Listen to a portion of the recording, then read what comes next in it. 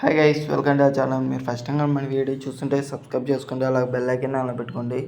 ఈరోజు అయితే మీకోసం గుడ్ క్వాలిటీ ల్యాబో అండ్ పమేరియన్ పప్పీస్ తీసుకోవడం జరిగింది. పమేరియన్ 1 ఫీమేల్ పప్పీ అవైలబుల్ ఉంది.